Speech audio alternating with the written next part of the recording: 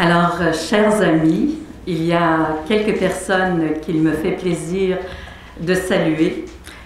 D'abord, les membres de la famille de la personne dont on dira dans quelques minutes qu'elle est la patriote de l'année.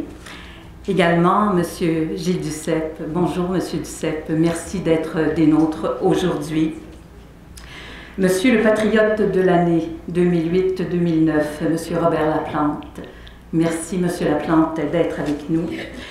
Monsieur Jean Dorion, qui est l'ex-président de la Société Saint-Jean-Baptiste de Montréal.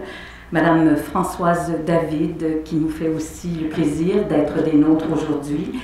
Madame Lorraine Pagé, qui est la présidente de la Fondation Léa Robach. Et vous tous et vous toutes, je reconnais en vous plusieurs personnalités qu'il me ferait bien plaisir de nommer, mais si vous le permettez, je vous appellerai tout simplement « chers amis ».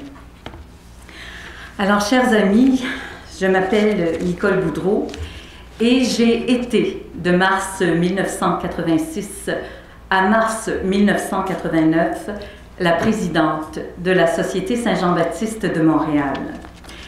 Je me plais, en ce 175e anniversaire de cette illustre société, à rappeler, pour ne pas dire à déplorer, d'avoir été la seule femme à présider la plus ancienne société nationale en Amérique du Nord en 175 ans.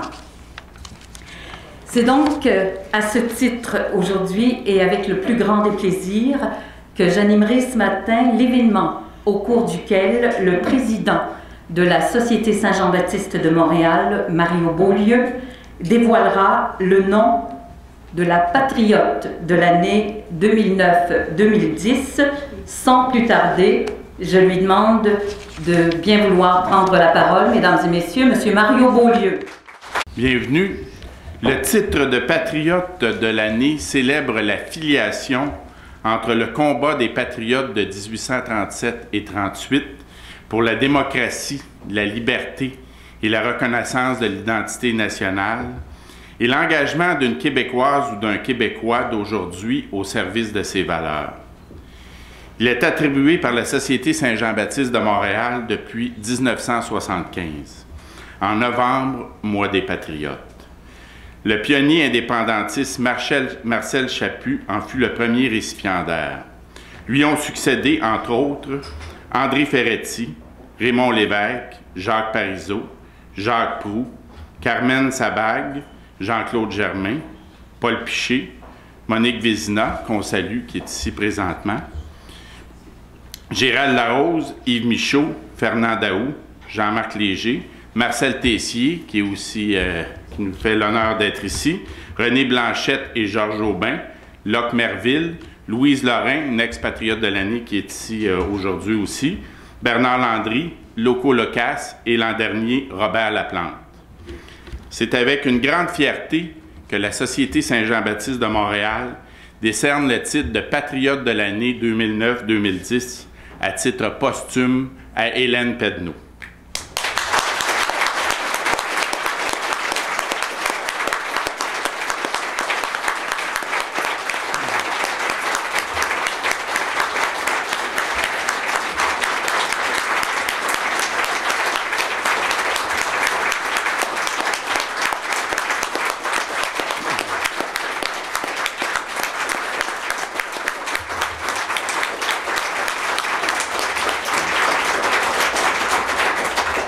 Cette grande écrivaine a publié des œuvres dans toutes les formes de littérature. Par exemple, les chroniques délinquantes du magazine La Vie en rose, la pièce de théâtre La Déposition, une biographie de Clémence Desrochers, la réalisation de plusieurs séries, dont L'éloge de l'indignation à Radio-Canada, et la liste est longue.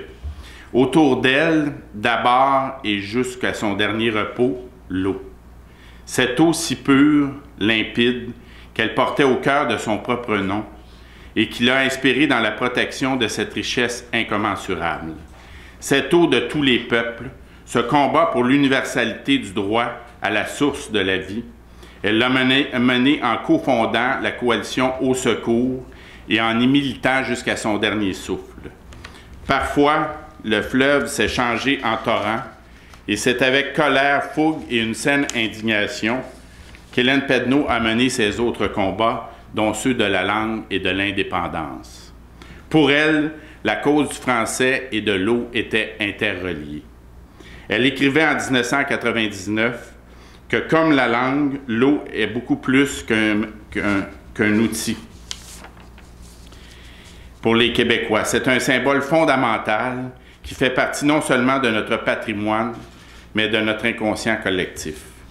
Elle se considérait fièrement comme porteuse d'eau, cette vieille insulte dont les Anglais affligeaient nos ancêtres, et elle se réclamait protectrice non seulement de l'eau, mais des valeurs québécoises, dont une des principales constitue la langue française.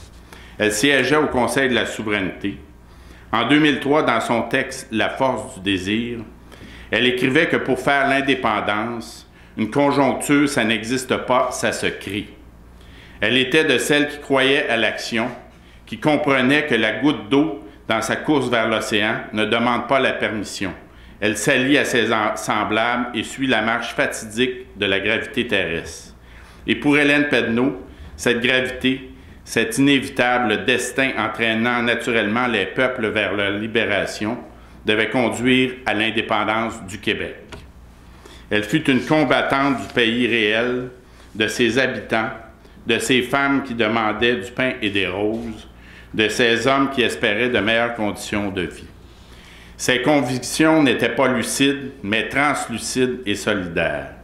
Comme l'eau s'infiltrant dans une maison qu'on a un peu trop laissée à l'abandon, son discours pénétrait jusqu'au tissu social et redonnait un peu d'espoir, un peu de vie à ceux que certaines politiques ont laissés sur le carreau. Au moment où la Cour suprême vient d'ébranler le socle de la loi 101, on peut facilement imaginer ce que serait sa colère et son indignation. C'est moteur de son engagement. Reconnaître Hélène Pedneau à titre posthume, c'est aussi reconnaître le legs inestimable qu'elle nous a laissé. Nous lui remettons aujourd'hui ce titre afin de perpétuer sa pensée, de permettre aux millions d'hommes et de femmes de cette patrie de devenir les fiduciaires de son héritage. Nous espérons ainsi contribuer modestement à illuminer son œuvre comme des millions de petits soleils se reflétant sur la glace du lac, maintenant figés dans le temps de sa vie. Merci.